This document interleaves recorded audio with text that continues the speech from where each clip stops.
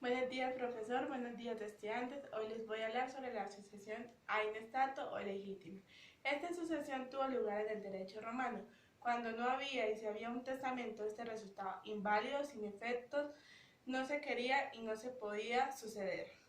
Estuvo regido por 5 estatutos jurídicos. Primero, la ley de Semviral o de las 12 tablas. Segundo, el sistema pretoriano o la Bonorum Possessio. Tercero, las reformas introducidas por los senados cultos Orficiano y Tertuliano. Cuarto, las novelas de Justiniano número 118 y 127. Y por último, las constituciones imperiales. Voy a hablar sobre el primer estatuto jurídico, que fue la ley de Semviral o de las 12 tablas. Esta tenía dos rasgos característicos. El primero fue la preferencia de la familia civil antes que los parientes consanguíneos. La segunda fue la sucesión por clase, de la manera en que eran llamados a reclamar la herencia. La primera clase fue la suis heredes, que eran los herederos legítimos que estaban bajo la potestad del fallecido. Podía ser el hijo adoptivo o el hijo póstumo, que era aquel que era concedido pero no nacido a la hora de la muerte. En esto se podían presentar dos situaciones. La primera fue la in capita, que era cuando un grupo de herederos del mismo grado se acercaban a reclamar la herencia. La segunda fue in extirpes, que era cuando uno de los herederos fallecía y este dejaba a su vez un grupo de herederos que procedían a reclamar la herencia como una sola persona para ser repartida en partes iguales. La segunda fue los andados al próximo grado y la tercera fue los gentiles.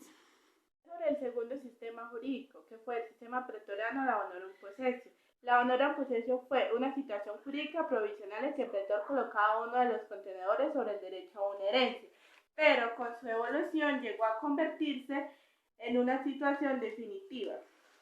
Bueno, existían dos casos, la honorum possessio secundum tablas, que era cuando estaba con la conformidad de lo que se había dejado en el testamento, y la honorum possessio contra tablas, que era cuando se hacía lo contrario a la posición que había dejado en el testamento, ya que se había dejado a alguien injustamente desheredado.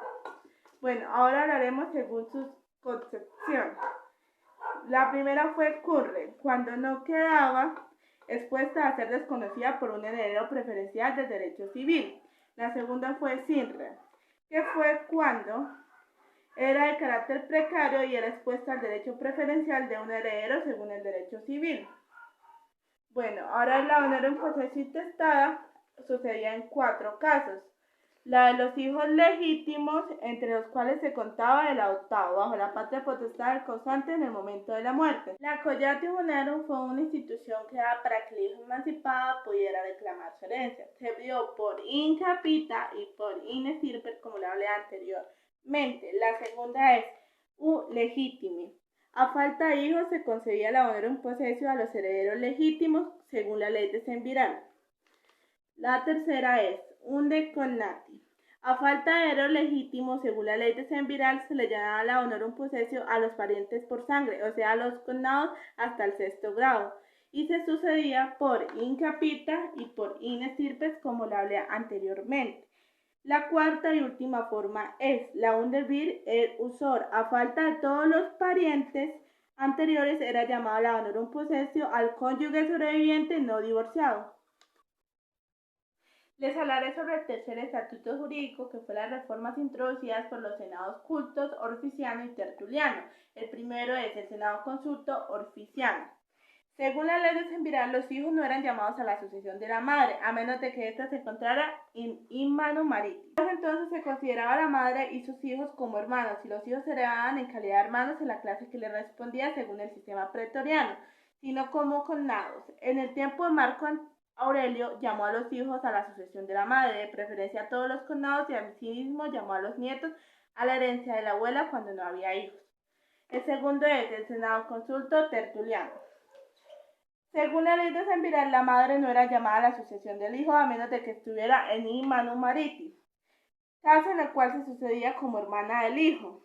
Y en el senado consulto estableció que la madre heredaba a los hijos con tal de que estos no hubieran dejado hijos, ni padres ni hermanos consanguíneos.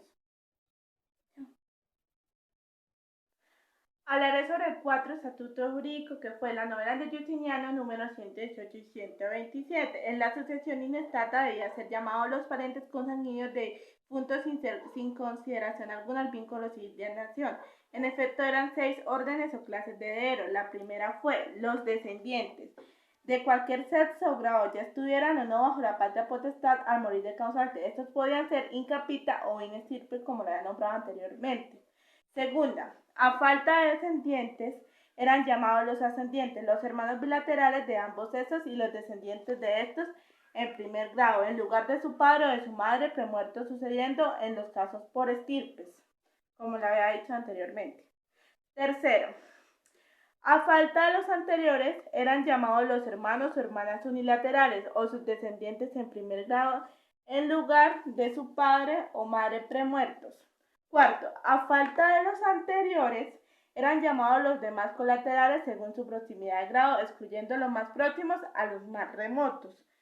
A falta de parientes del difunto, eran llamados a sucederle el cónyuge no divorciado, podía pedirle a honor un posesio, un debir, un exor. Y por último, la viuda pobre.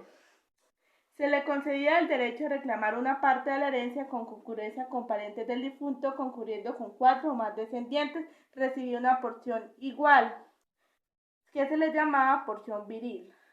Si se concurría con un número menor o con otros parientes, recibía la 4ª parte de la herencia, porción usurial. A falta de todos los parientes, la herencia podía pasar a corporaciones a que había pertenecido el difunto y en último lugar al fisco.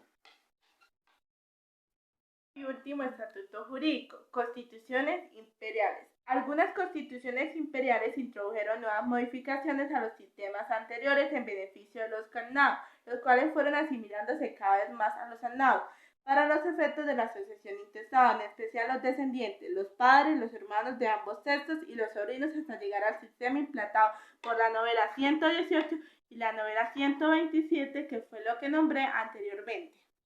Bueno, compañeros, espero que mi explicación les haya servido de algo y muchas gracias por su atención.